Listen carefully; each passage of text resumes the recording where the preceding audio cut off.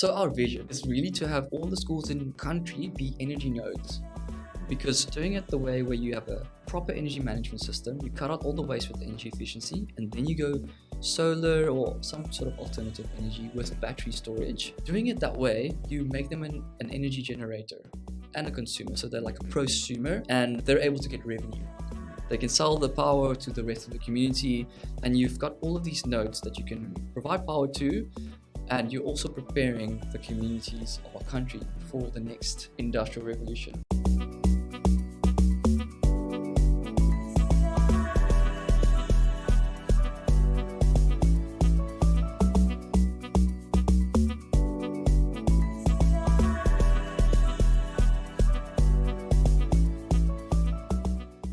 Jason, you are an extremely fit guy. You maintain a well-balanced lifestyle, just from my observation. So how would you rate your overall well-being on a scale of 1 to 10? And maybe give me a reason why. My overall well-being, I think I would rate it at a 7. That's just because I'm constantly training.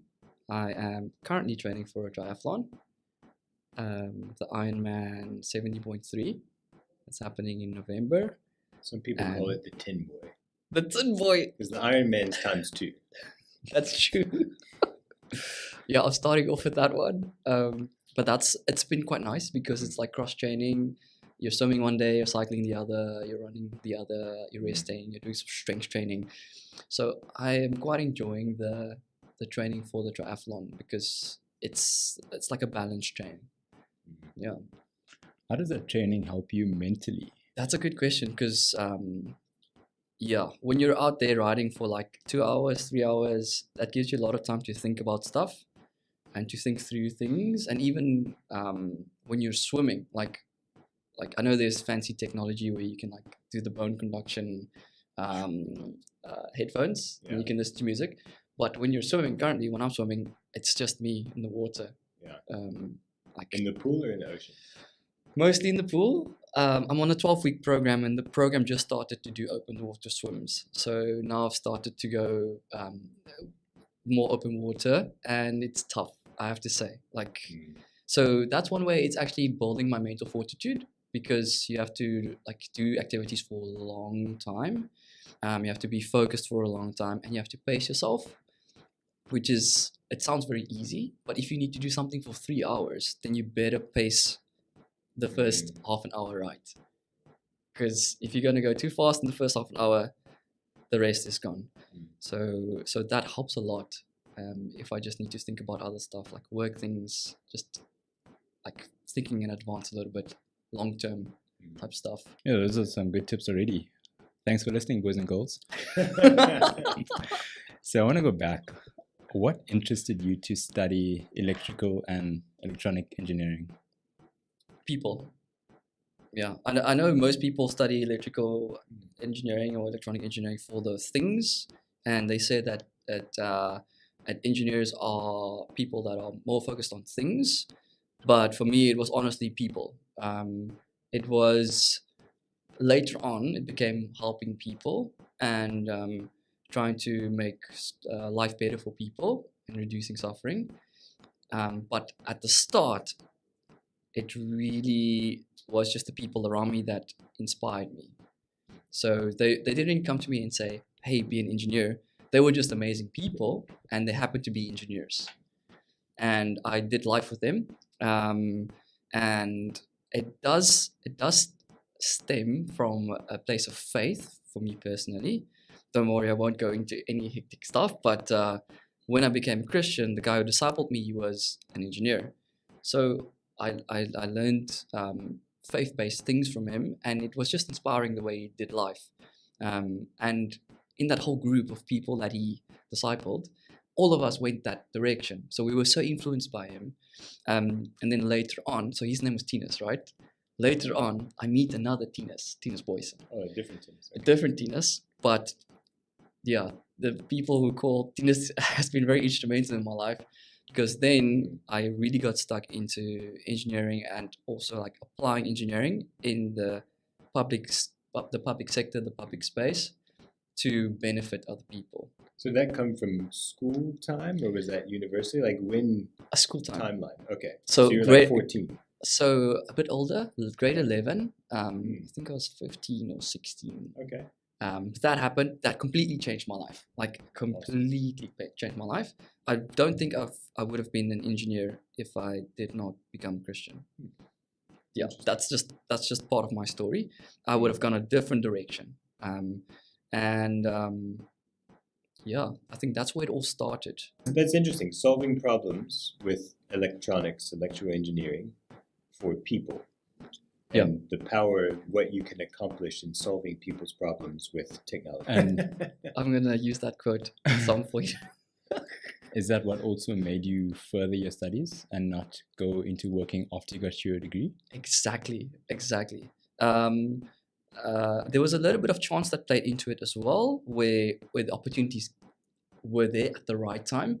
So I did my undergrad.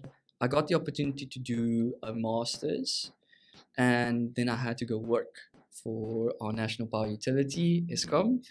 And at the end of that contract with Eskom, they said, we unfortunately can't employ you full time. So you have to go do something else. We don't know what you're going to do, but we're letting you know in advance. You have to go make preparations for this. In my mind, I thought, okay, what am I going to do?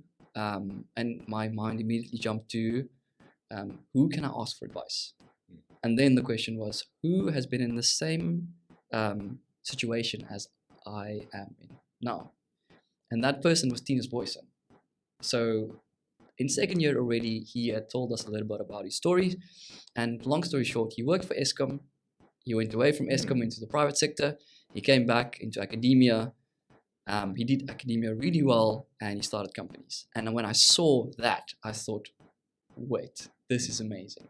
I really like the fact that his research translates really well into the public sphere, and it's just able to have so much impact. I want to do that as well. And the same way the first Tinus had an impact on my life, where I saw his lifestyle, it was super compelling. This other Tinus had a similar thing where his lifestyle and what he did work-wise was super compelling. So I spammed him with emails for about 2 months. And eventually he gave in and he's like, okay, let's go have a coffee. And then we have this coffee and I ask him for advice, right? And he's a pretty straightforward guy. I don't know if you guys have met him, but he's pretty straightforward. And he goes, wait, that's just how my life panned out. I didn't plan this. I don't have any advice for you to say, do this and this and this. However, I do have this PhD opportunity for you. Would you want to do that? And what I heard him say was, would you like to work with your role models, basically? And I was like, yeah, yes, sir. I'm going to do that. So it was a great opportunity to get mentored by someone that I really looked up to, and someone that I could then, over the next 3 years, learn from. And I think I picked up a few things from Tinus. And there's also quite a Tinus's kind of tech portfolio that he's been involved with, and people, the other Jasons that he's worked with. It's quite an impact-heavy portfolio. You have the Bridge IoT that's helping schools decrease their water usage, and that was like in the what's that? In the water crisis. Yeah, the water crisis. Yeah, day zero type. Yeah, that was a massive impact, and the media ate that up because he was saving big commercial properties and schools and everything. Hundreds of liters, thousands of liters of water a month. Wow. With their tracking stuff. The total of what the water that they saved, it's hundreds of millions of liters over the time period, and also millions of rands. I think about 360 schools got involved in that, and the government also got involved subsidizing the meters for them to do that. And then with the energy crisis, now Greenex pops up. Solving big problems. Yeah. And was he the one that actually planted seeds for entrepreneurship? From my days working for a big corporate and a government institution like Eskom, I already had like this nudge towards something else that's not so rigid. So what was that? You spent 2 years at Eskom, you had a contract, you had your master's already, And then how did that 2 years in industry working at ESCOM, and let's not talk about politics, but ESCOM is what it is. And how did that shape how you viewed your PhD and how you wanted to use your PhD? Or did it? No, it definitely did. When the PhD opportunity came up, I thought, wow, I need to really make this work. And working with Tinus and the way he did stuff, it just made it really easy because we were going for impact and we were going for like having change in the public sphere. So we did research, but we actually went to schools, and when we walked out of the school was better. The school had better lights, the school saved more money, and we can do nice research on that because we had meters in, we measured everything. But just the way it was done, we improved things the whole time, the whole way through.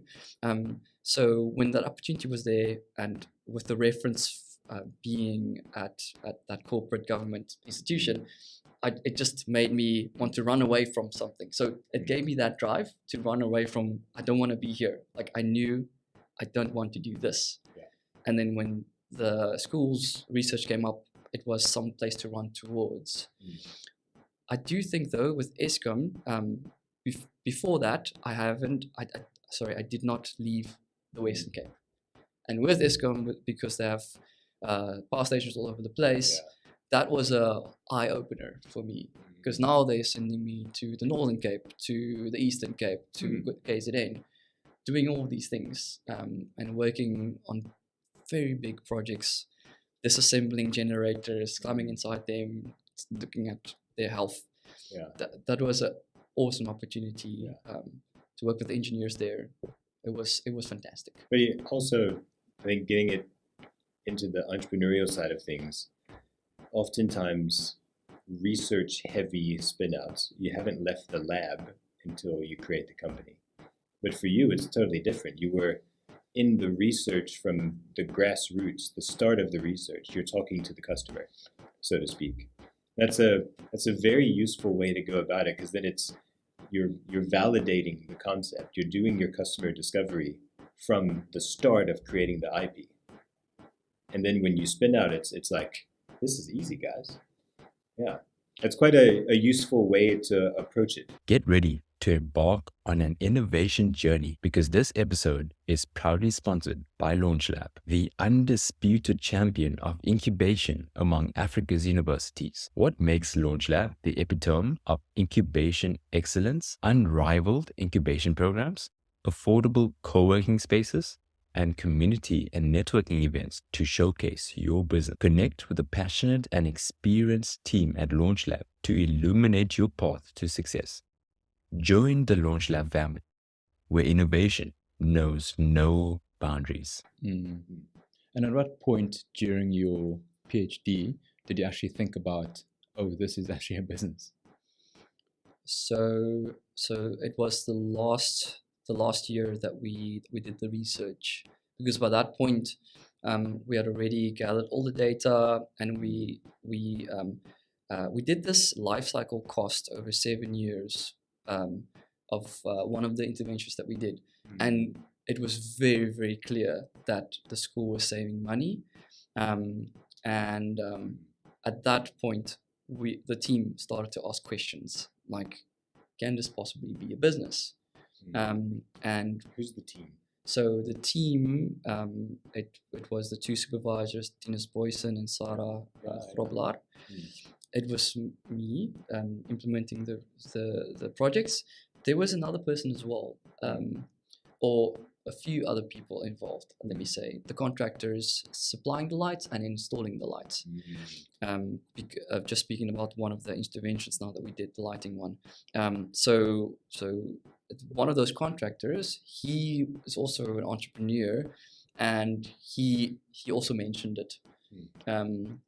So initially, when we started the whole thing, he was actually part of it, but he exited the company very, very quickly. The last year we saw it, and then we actually finished the research 6 months earlier to start the company.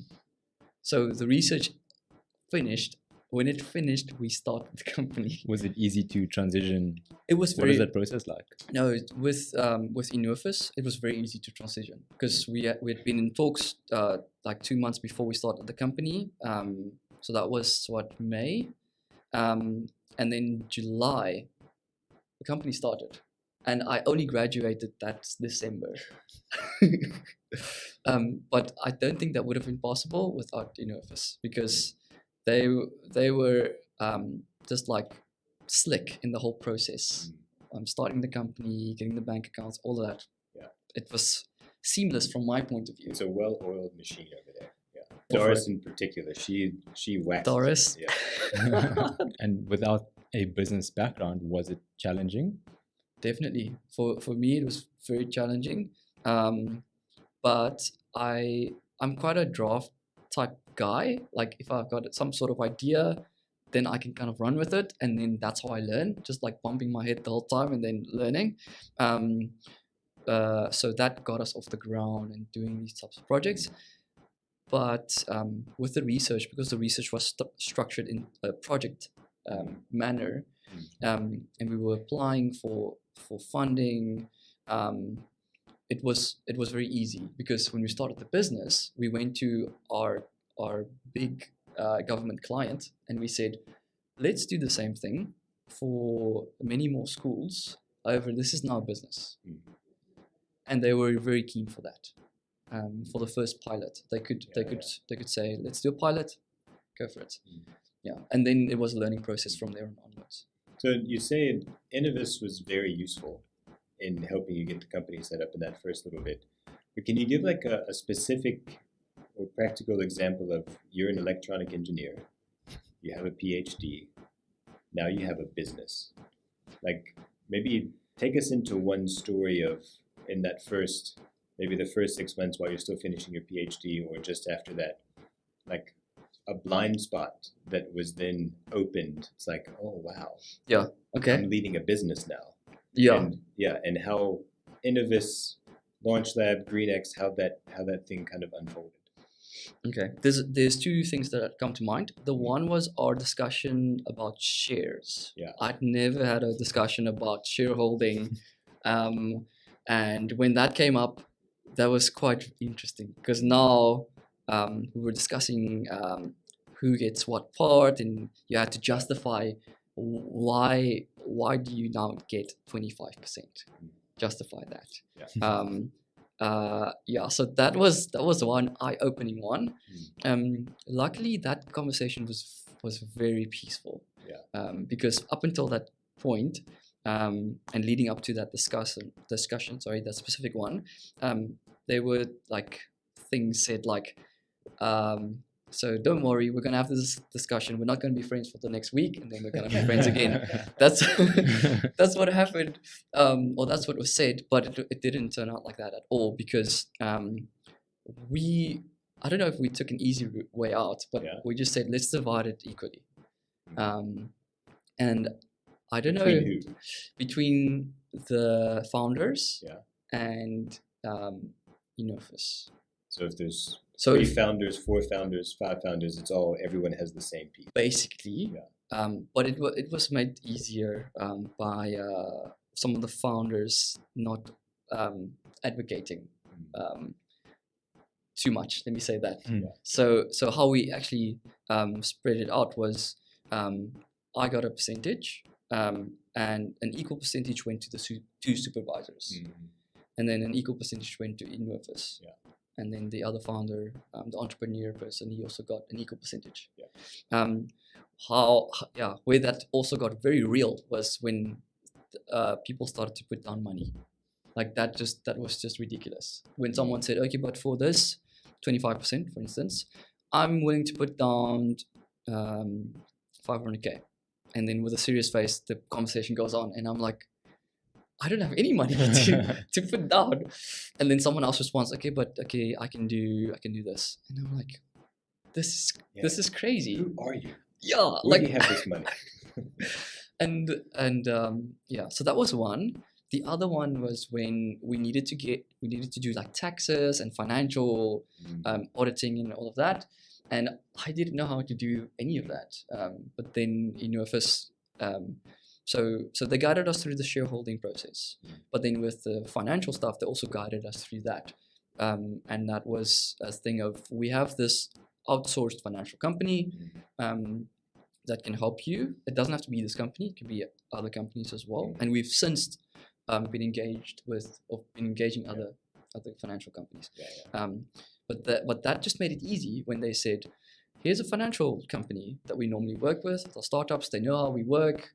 And they discount their rates for. They this do discount portfolio their company. rates. They do, they do actually. And the same story for the legal services. So they introduced us to a few of their legal guys that they normally work with. Same thing, discounted rates. So as a researcher, engineer, now business guy, everyone's expecting you to just be this entrepreneur. Like, I'm just a deer in the headlights, but then Innovus steps in and goes, okay, but financial things, this person. Legal things, this person. Shareholding stuff, these guys. And how much, as the CEO, do you get involved in those things? Because you're an engineer, you're an energy company, you're providing clean tech services to your customers. How much do you feel like you need to get involved in the finance, the legal stuff? So currently, I feel like I need to get involved in it 100%. Because if I don't do it, or if I don't initiate it, then who's gonna initiate it? Because realistically, in Innovus, they've got many companies to look after, and they want their companies to initiate things and to take ownership. It was such a great moment for me when I got to pay some of those services, because at the start they would say, this is the guy that you speak to for financial things, but we'll pay the first few months. Don't worry about that. And then with the input and all of that, I needed to give a lot of input, but it was all guided. And then when we started to get revenue, it was really nice to actually just pay those bills ourselves. So you might have been thrown in the deep end, but Doris gave you some water wings to try to float around. No, she did. No, she really helped us out. And she has an open door policy. I can go to her for anything from branding type questions to just like professional image or marketing questions, or further on legal things. What are the early challenges that you face as a startup? So it was actually figuring out what was going to be our business model, and kind of etching that out. That's still a work in progress. So there are things that we've tried, and we're just trying to improve those things. So that's a kind of struggle where you need to get a client, a very big client, but they want to see this elaborate business plan and how it's going to work out, all these timelines. So I got some practice doing that in the research. But it was a different ball game now doing it as a company. But it just took a lot of effort, seeing the people, being very persistent. And it helped a lot working with the right people from the research perspective. So working with the head office of the education department just made things tons easier, because now I basically get a golden handshake from the university that says, hey, this is our company from the university, meet each other. So if you were just Jason Samuels, random Joe, the door doesn't open. The door doesn't open. The door doesn't get answered. Like none of that. And that's another benefit working with university. There are so many partners and networks that they have that I've got access to with this logo. The one time I literally walked into a municipality office, and they said, if we didn't see this sticker, we wouldn't have spoken to you right now. So it does open up a lot of doors, and I don't know why other startups don't punt this a lot, but I guess you want to stand on your own feet at some point. So at some point this is gonna get smaller. But for now, it just opens so many doors. The brand has so much trust invested in it. When I go to school, because we work with a lot of public schools, when I go to school, they see this, it just changes everything. They're like, oh, Stellenbosch University, come in. Even in the Northern Cape or the Free State, not just like. So even there, so we're working in Gauteng quite a bit now with private schools there, and this brand is massive. Yeah, it's massive. It means a lot. And which other partners were critical in your continuous journey? So that's a really good question. We needed someone to be quick on their feet with the installations. So that's one partner. It can also be many partners as we've transitioned to now. But at the start, it needed to be someone that we can say, we want to do 10 schools. Can you do it? Or when can you do it? Next month? Okay, cool. Run with it. Then we also needed to source the equipment to actually do the energy saving. Because everyone says their light saves you energy. That's not the case. During the research, I could test a whole bunch of lights that say the same thing. They don't offer the same thing. So it was then through the research that I figured out, okay, these guys go for this type of light, this type of spec. It costs you like 10 times more, but that's only in the short term. In the long term, it's going to save you 10 times more. Yeah. So just having that discussion with people, because they always want to buy the cheapest thing from a government perspective. Because why are we buying this expensive thing? But that was some interesting discussion to have and to get those people. So a high quality, durable product to actually have the impact that you want to have. So those two people were very key: the manufacturer and the installer. Maybe let's jump into. I don't think we've unpacked it yet. What does GreenX actually do? Yeah. Like, give us your Service elevator offerings. pitch and what Yes. are the product service offerings that you guys do? Okay, so what GreenX does is we help our clients to save energy and electricity, and we move them towards a sustainable management system. So that's what we do. We do it through tech as well. So we've got 4 major services. The first one is energy performance certification, and you need to be an accredited inspection body to do that. And we are an accredited inspection body, which is really cool. What that certificate does is it highlights your efficiency level. If it's too low, below level D, then you need to do efficiency improvements. So we can help you with that as well. So our second service is energy management. There we would install energy tracking devices that's able to read in your electricity data, send it to the cloud, and we can then work with the data. Because primarily we are actually engineers, and we work with the data. We can make data dance and sing and all of that. So we use the data to actually build sustainable energy behaviors. And you can actually take a step back and not only do energy, but you can do other resources. You can do water, you can do waste. But with the data, we build these energy habits where we can track your normal usage patterns, and we can see when you go above that. That's the second service. The third service is energy efficiency. So from energy performance to energy management, now it's energy efficiency. That's where we look at the items that you have in your building and how you use those items. And we have the expertise to make recommendations to change those items or to use them in a different way. We also set up the projects to change those items. So that might sound like I'm saying the same thing. However, not everyone has the funds to fund their own project. Right. So with the energy efficiency things, we would come in, we'd assess the situation, we'd design the project, cost the project, and go find a funder for a public school that's not able to fund their own services. And how we make money is we get a cut of that. So we've been able to do that for 75 schools plus. Yeah. So from having no funding for an energy project, we go in, we do the assessment, design the project, and then we do some project management as well to see that the quality is of a good standard. We spec the whole thing, we cost it, we find a funder, and then that gets implemented, and we walk through that whole process with the appropriate procurement processes as well. Because working with government, you've got PFMA that you need to adhere to. So that's the third service. So if we can just quickly recap, we've got energy performance, energy management, energy efficiency, and then the last one is energy resilience.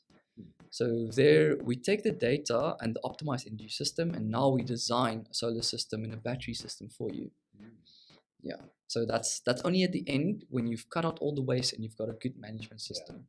But you've can shown also the month-to-month savings that then you can take that and bank that and pay for the solar and battery installation. Exactly. So you can do that. You can take those funds, you can invest it into some of your primary functions or services. Like for school, you get more books, you get another teacher, you do those things. That's great. And maybe a couple more brag stats, like 75 schools. What's your revenue? What's your team size? Like, brag a little bit on GreenX. Revenue, team size. How much have you saved schools this year? Yo, that's an interesting question. I wish I could just have give you reduced the stage of load shedding for the province yet? For the province yet. We're not yet there. However, if you just do lights, right? We figured out if we just do lights for all the schools in the country, then you can bring it down by half a stage of load shedding. Oh, which is really cool, which is really massive. And if you do solar on top of that, you can go to a stage to 2 stages of load shedding that you drop, and that's the impact that schools can have in our country. Just schools. Just schools. So I'm just focusing on schools here. So is your target market just public schools? So yes. However, we are branching out to private schools because we've got a couple of big private schools in our country and private school groups because there are a few of them as well. But we are exploring other sectors like the health sector, hospitals, private hospitals, and also tertiary educations, universities, as well as municipalities. Because but it's good. You found a beachhead market and you exploit that. Learn all that you need to, and then branch out into other things. That's awesome. It just happens to be public schools that is the first move. Yeah, that's the first move, and it's been nice to be able to expand the team from being just a solo guy trying to do this. And I do have my board of directors with me, which is really cool, and Innovus is with me. It's fantastic. But we've expanded from being one person to now being 11 people. 11 people. Which how is long? In 2 years. Awesome. Wow. In 2 years. Yeah, I'd love to know how you did that. Could you walk us through some of the steps That's that a you lot of took? leadership flexing. And then with regards to the revenue, I have to be honest here. So that's still something that we're trying to figure out. Because with the projects that we've done, right, for year on year, it's been a 6 million rand project per year. But a lot of that is outsourced, and we're now working on a few different revenue models where we're able to get a monthly recurring income. One of those is actually to do consulting, and the other is to use the tech, and this is where I'm leaning more towards, use the tech to actually have a service that helps people and schools and other buildings to save energy daily. And you pay for that. 200 rand a month, 500 rand a month, whatever the sector is, there's going to be different pricing, but you can do that. So with the energy savings, this is really interesting. So it all stacks up. It's about if you do all these services, energy performance, energy management, energy efficiency, and energy resilience, you can save up to 50% of someone's energy bills.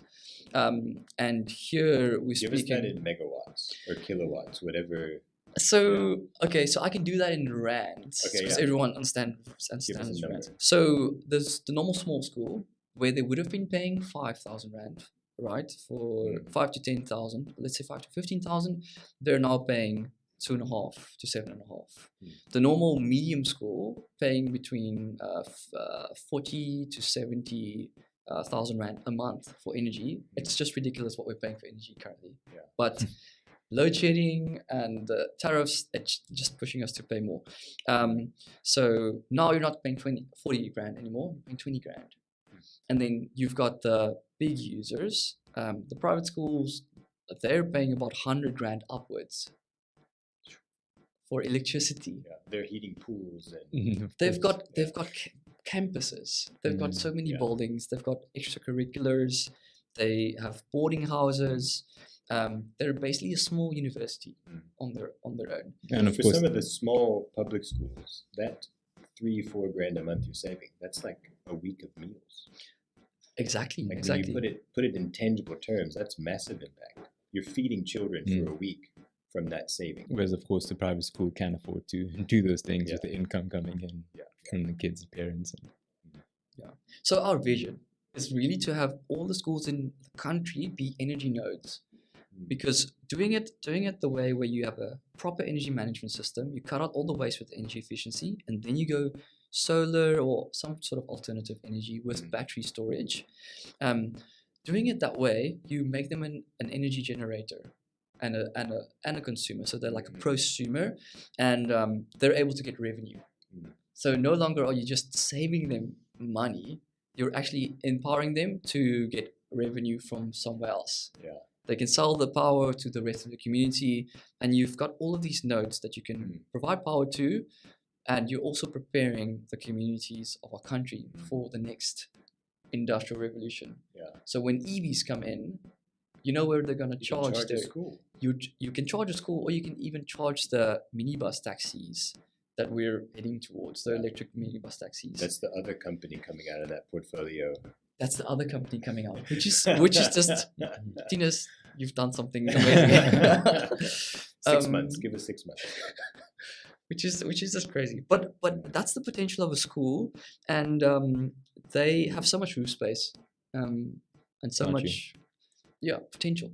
So I want to dive more into the vision, but I also have questions around the team because that's what fascinates me. Yeah. As a leader, what steps did you implement to, in such a short time, go from 1 to 11? What was your culture building practice, if any? Wow. Could you walk us through? Did you just come up with it on the job, or did you actually upskill yourself? Did you speak to your board? Did you speak to individuals to actually learn how to lead a team? That's a good question. There was a lot of influence and advice from the board, especially Tinas, because he's done this before. So one of the first people we employed was a recommendation from Tinas. That person has been involved in other startups before, and the skill set that she had, it just fitted really well. So advice from the board really helped, and then we never really advertised the positions. We never really went and said, "We've got jobs, please apply." But the people working here, they kind of found us. They kind of almost heard about us, and they were like, "We love what you do. I want to come work there. I want to come help the schools. I want to come help the buildings of South Africa. How do I do that?" So yeah, I think the attitude of a person, like that matters way more than the skill set. The skill set does matter a lot, but in the industry that we're in, working with public schools, like you go to a school, and then you're sitting there with a principal who's overburdened and budget restricted, and they've got so much stress that they might unload something on you, and you need to be there and serve. So the people on the team, they're serving, and that's some quality that I've been looking for. But it's been tough, I have to say. I've also been speaking to you about it. It's really tough just to have all the like personalities come together, and to have the team work well together. It's reinforcing those values. So I know that you do a daily lunch. What else do you implement? Yes, we like the daily lunch because then that it's an opportunity for the team to sit together and to not work, but to eat a meal and to speak about other things. We've got our daily stand-up as well. So just 15 minutes where we get together and you're speaking about what you're doing. And let's say we're not even in a micro team, but you know what that person is doing. So you can give some feedback. You can ask them if they need advice, But we're trying to be in contact with each other very frequently. And then also Teams. We like to use Teams because some of our employees, they work from home. So there's like a rule. When someone sends a message, you have to react. That's just how it is. If it's a thumbs up, it's great, but you have to react. I have a follow-up comment, but I'll start with a question. How many of your team, so you're you plus 10 or you plus 11? So plus 10. Okay, plus 10. How many of them are Stellenbosch University graduates that have gone through kind of the master's kind of world? Or any TVET graduates? Or like what's kind of their background? There's a reputation engineers have, and you wanted to work with people that's already kind of breaking the mold. But what's that background? I have maybe a comment after your answer. So about half of us have tertiary education, Yeah. and the rest don't. Okay. So they've got secondary level education, Yeah. and some of them are still studying. So they're students, and they do part-time work. Yeah, we've got data analysts, we've got engineers, we've got quality personnel. So from a quality background, being in a lab and having to check all the sorts of things and not skipping a step, those types of people as well. But then with the people that don't have tertiary education, they come with loads of experience from working in banks or working for the credit bureau. And then there's a group of them that don't have a lot of experience at all or any tertiary qualifications. So what's that's the average age? they're very young. So it's like 23, 24. Okay. Yeah. So you're like the old guy. I'm the old guy. Are So you even 30? So I am 30. I'm 30 on the dot. We've got like 2 people, maybe 3 people that are the same age, but we're not old. Most of us are younger. Yeah. Because there's in the leadership journey, there's this jump where, especially with academic entrepreneurs, where you're really good at managing projects and tasks. You get grant money. You have 6 months, 12 months of a student doing their master's.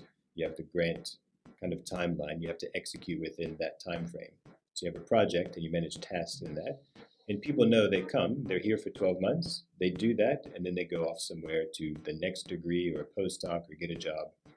And the most difficult leap to make is moving from managing projects to managing people and teams. Because then they're with you for 2, 3, 5, 10 years. And there's emotions. Life happens in that time. Where with the project, you can get over it in 6 months or not much happens. But over years, life happens. And that's the most difficult jump to make for a leader, to change your thinking from humans or from things to humans that are emotional beings and life is happening to them. And that's maybe you've had to navigate that, or you're busy jumping. Yeah. Where the project phase is over. Now there's a business model that we're discovering. We've had people for 18, 24 months now, and it gets complicated. I guess there's also tertiary education for the technical stuff. Yeah. But there's no further education for the emotional stuff. Zero. And so I guess that's what you're leading. You didn't study psychology. No, not at all.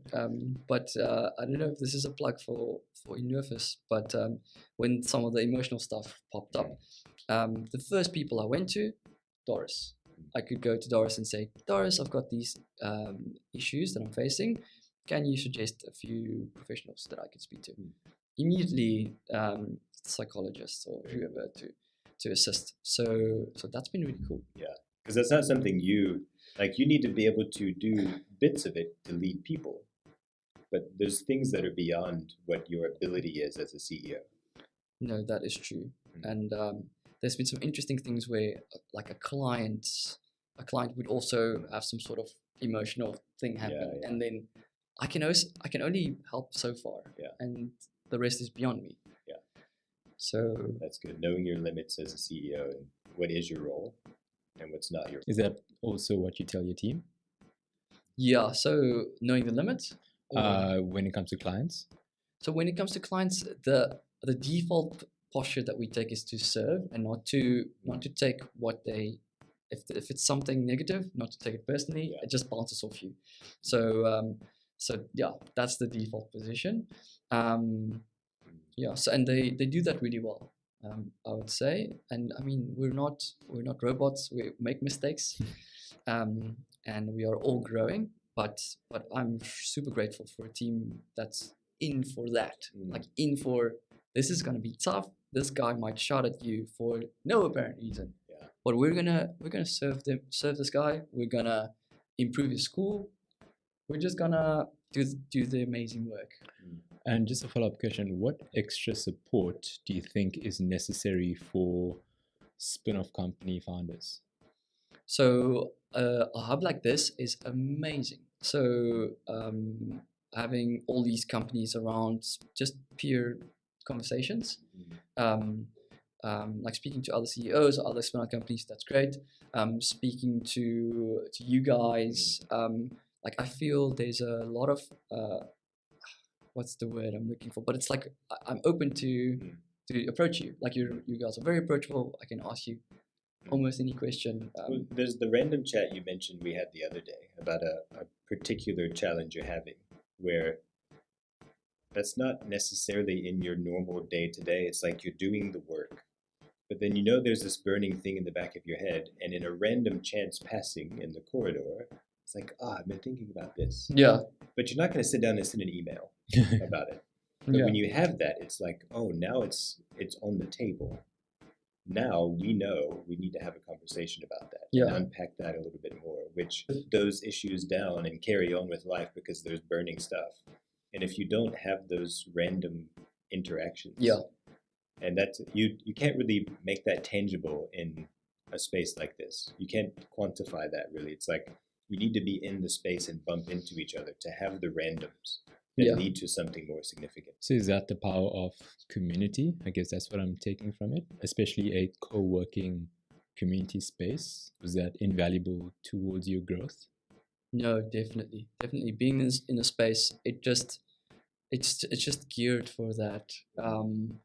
Because everyone is kind of going through the same thing, maybe different phases, but I can walk across and I can speak to Luzanne, and she's perhaps faced a few things that I'm still to face or facing currently. So that's the benefit of having a community like this, where you can engage and it's very free and very open. I'll make a selfish plug. I think that's the difference between a launch lab type space and a Regis, where the people that come here, we kind of expect it.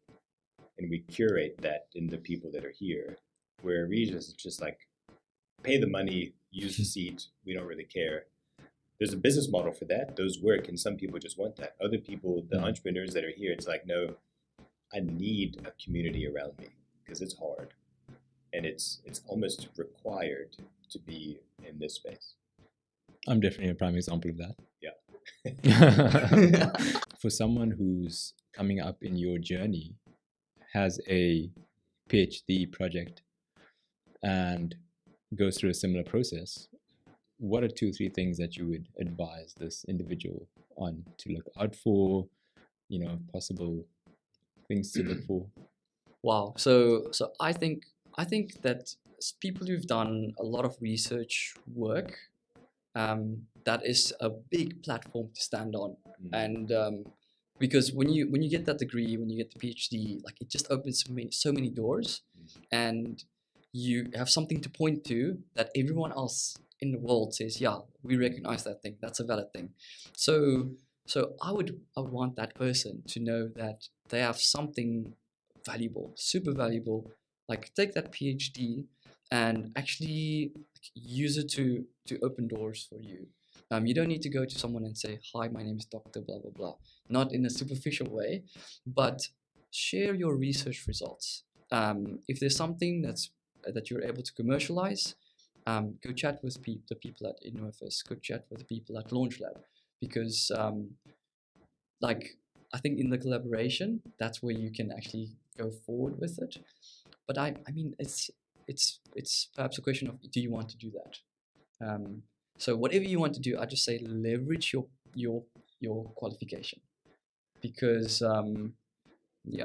that's the major benefit for me.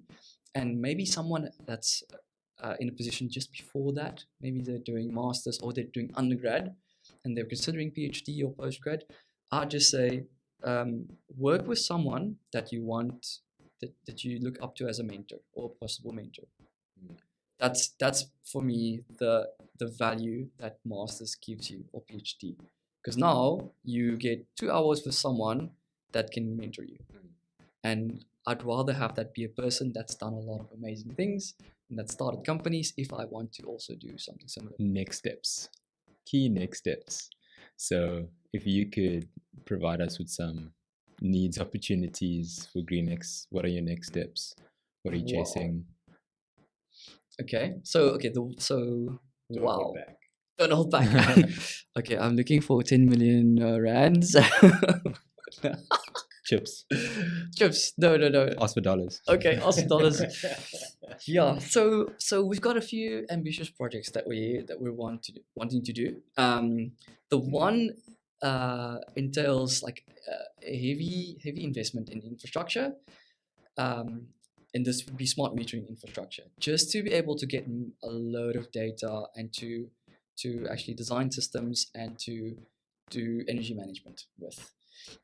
So that's a project that I want to do over the next year or two, to actually help the province and other provinces as well to actually get our schools and other buildings in a position where they're not reliant on Eskom in the next 5 years. So those are some of the goals that I'm heading towards. And then a big goal for me is I want to document the whole thing. So because when we do a school, it's process driven. It's the same things that you're doing the whole time. So I want to capture those things and make a big splash about it and tell everyone about it so that they can also get started. And for Jason personally, what is your, I like to call it, big, hairy, audacious goal? After the tin boy. After the tin boy. Oh wow, no. So I want to. At some point, I would like to do a full Ironman. That would be fantastic. But yeah, I think just doing big collaborations. So there's one that might be happening soon with a big company. Yeah. Keep watching the Launch Lab social media channels. Yeah, just keep learn watching. What that is. Yeah. So I think just going on to the next thing. So I'm trying to like get the province sorted, get the other provinces sorted, going to Africa, like all of that, while not dying too soon. Yeah, can't die now. Yeah, just having a lot of impact. That's what I want to do. And like these qualifications that we get along the way, it just opens up another door for me to have a lot of impact with. So yeah, looking to get a few other qualifications, but never for the title, only for the opportunity to have more impact. I love it. Awesome. One value note to the audience, because your target market isn't the average person with a house. What light bulb should we buy? Can you give us that little bit, that advice for free? Okay, for free. Okay. So here's what you do, right? So you're gonna be looking out for an LED light, right? But not all LED lights are the same. So you're gonna look at the packaging, right? And there's gonna be a thing that says PF. It's gonna say power factor, right? That power factor needs to be higher than 95%, or it needs to be 95% or higher, right? If it's not that, don't buy that. If it's 30 watts and above, below that it's fine. But if you're going above that, so a lot of the school lights, they're 60 watts. Okay. But you can replace it with a light that has a 50% power factor. What that means is 50% of the power that you're pumping into that light is wasted. Yeah. So just look at look for the PF power factor. It needs So it's taking 60 watts. You're only getting 30 watts power value. It's taking 120 watts of apparent power. It's 120 volt amperes. Yeah. reactive, if you want to. So you're getting half of what you're paying. So half of that goes into the watts. Half of that is the 60 watts, and the other half is reactive power. And municipalities charge for reactive power. That is a great nugget to walk away with. Well, Yeah. see, guys, I'm going to build this. Jeez. Okay, thanks for taking the platform, and yeah, we're looking forward to watching your journey. Thanks, guys. Yes, and also want to acknowledge you for doing the work that you're doing. You're impacting the public sector and these individuals that can't afford to otherwise. You providing them with funding, and you are really making an impact already. So Yeah. I want to thank you for doing that, Thanks, guys. and keep the Really work appreciate it. going. And I hope that we can support you in your journey. Let's go. Awesome. Absolutely. Thanks, guys. Yeah. Cool.